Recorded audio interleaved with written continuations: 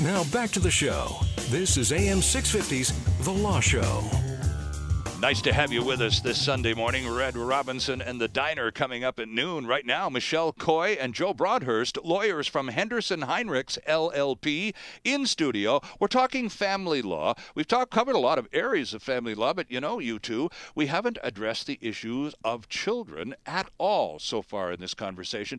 Tell me, as family lawyers, what are typically the biggest problems presented when people divorce with respect to children? Michelle? I have to say that one of the big things is that we are child-focused in the family law bar, in the judiciary, family law in general.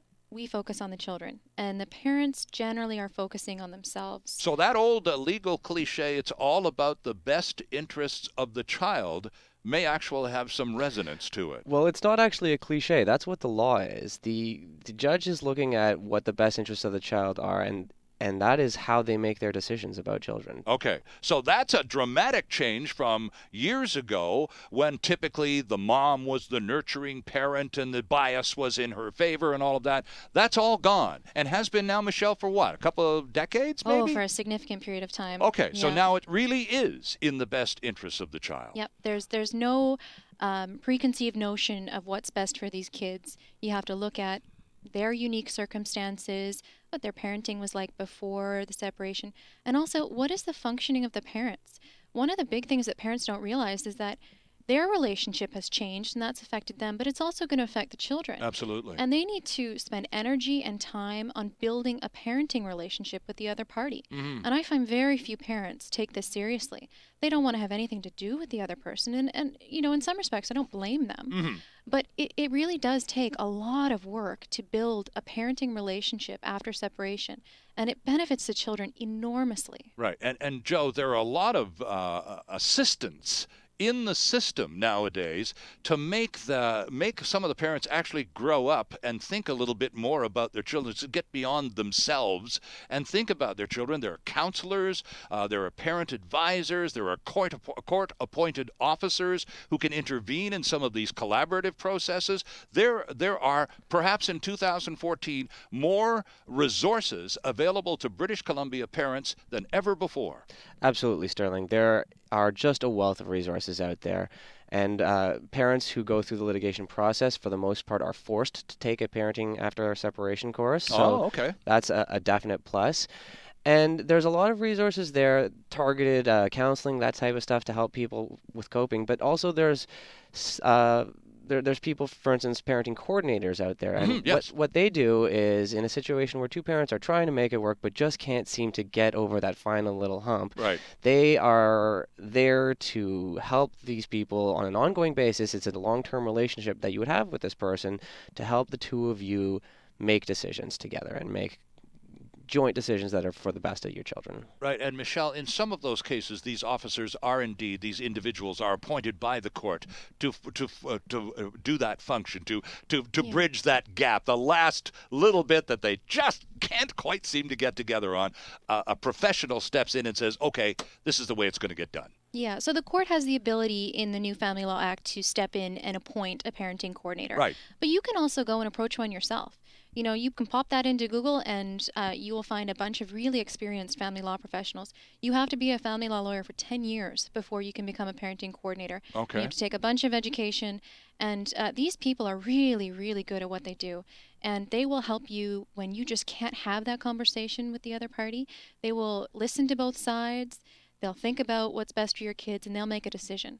And sometimes that's what you need for some people. When the really big decisions, you just can't, and you don't want to rush off to court and pay thousands of dollars every time. Right, and you said moments ago that you can understand why in some cases people have considerable difficulty talking to each other because of the obvious reasons. They're divorced, and it didn't end well. But if there are children, they've got to get past themselves, don't they? Absolutely. And one of the things that I try to encourage people to do is, look, this is a new situation for everybody. You haven't been here before, most likely. Right. You don't know what to do. Why aren't you going and talking to a professional and asking them for some tips, some advice?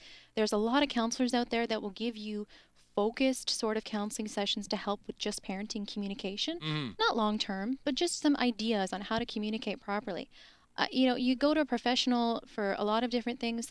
Why not to move into this next stage of your life to really give your children that benefit? Right. And Joe, what happens when you get to that you hit the wall and there is an uncooperative parent, maybe an aggressively uncooperative parent who's not beyond not cooperating, in fact trying his or her best to turn the children against the other parent, and it gets really ugly. What does a lawyer do then?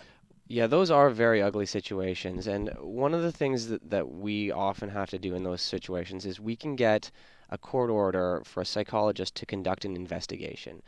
And so the psychologist would meet with both the parents, would meet with the children, would do some psychological testing, Sure.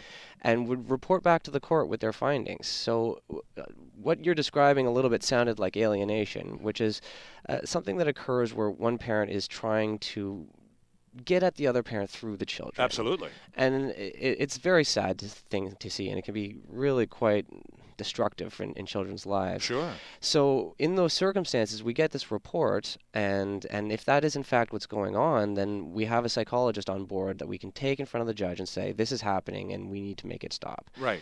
And in those circumstances, depending on how bad it is, and depending on the willingness of a parent to reform, there are a variety of ways to correct the situation. But people have lost the ability to see their children entirely because of behavior along those lines. Oh, is that right? They get so militant and so wounded that they just can't see. They can't see beyond the end of their nose. Absolutely.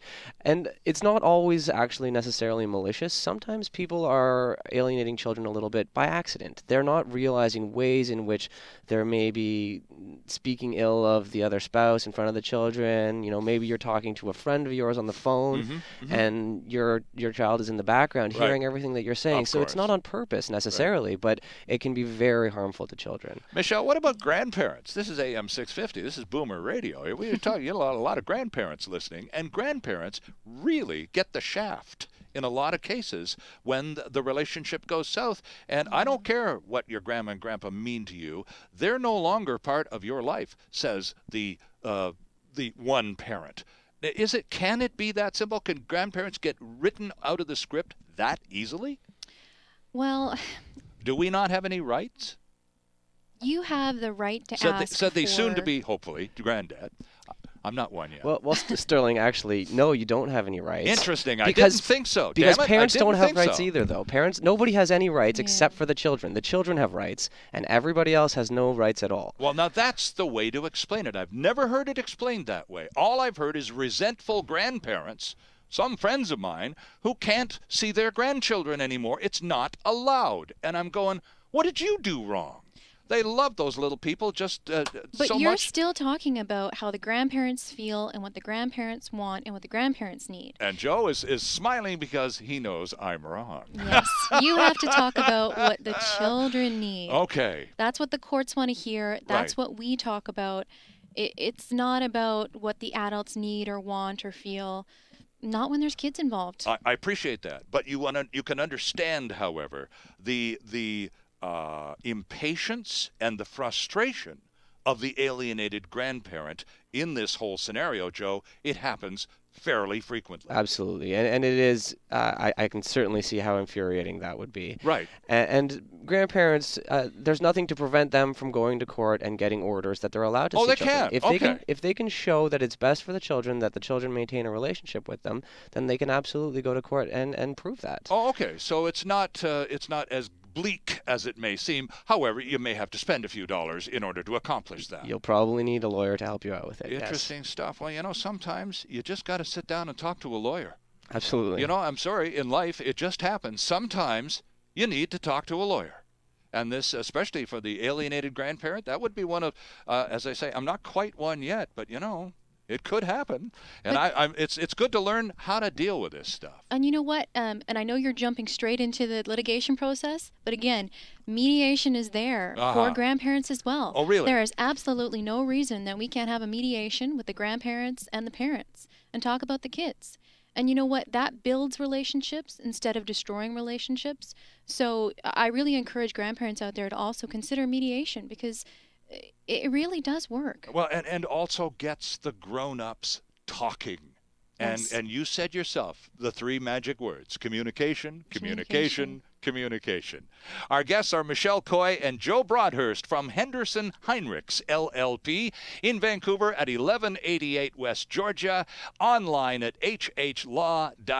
Back with more on The Law Show right after this.